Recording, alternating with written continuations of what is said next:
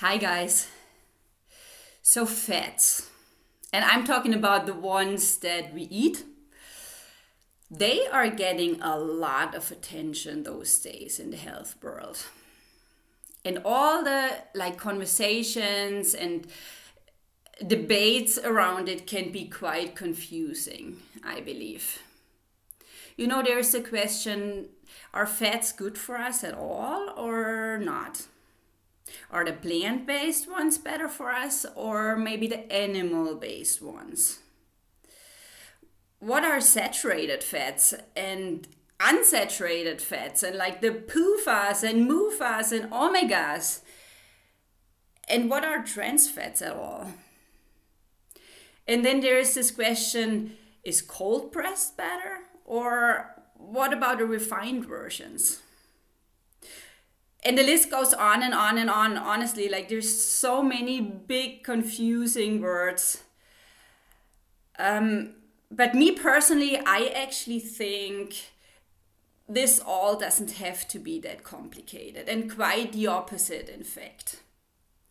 For me, and everyone who knows me personally or also maybe has seen some of my other videos knows that I think that fat is good for us. I mean, of course, all in moderation, but still in general, fat is so important for hormonal health, for brain health, even for heart health if we take the right ones. And then also they are really needed to absorb some of the vitamins that we take in with our foods. And then lastly, and I find this so important too, it just makes food taste better. And so in regards to how I handle it in my household, it's really pretty straightforward too. So we try to eat quite a bit of nuts. I personally really like walnuts. But my kids, and I think this is maybe a taste thing, they prefer cashews and pistachios and things like this.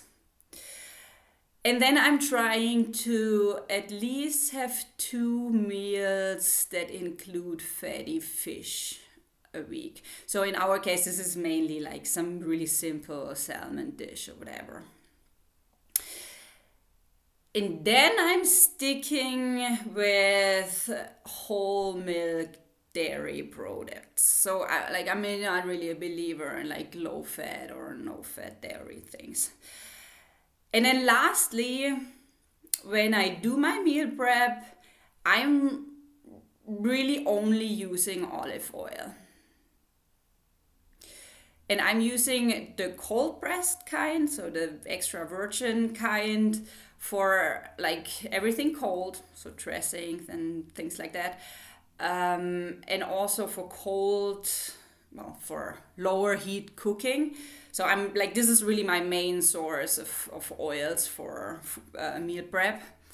But then when I cook higher heat, which is not the case very often, but the times I do it, I'm using a more processed version of olive oil. And I'm doing this because those usually have higher smoke points.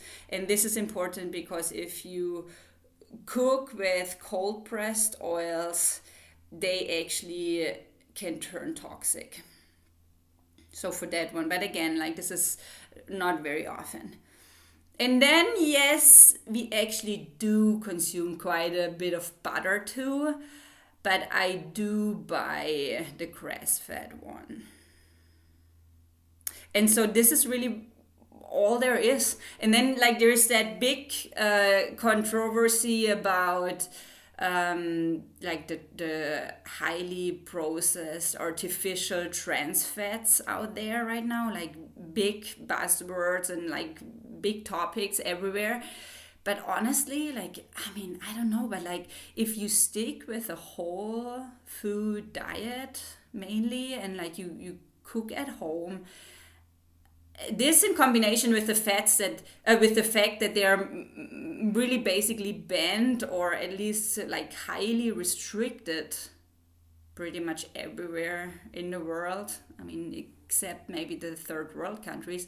I honestly think this is not that much of a risk for us. I mean, yes, I'm like full on for completely eliminating them out of the food system everywhere. But just for me personally and my family, the ones I care about, I really don't think we have trans fats on our plate. And that's pretty much it. Let me know what you think about it. Bye bye.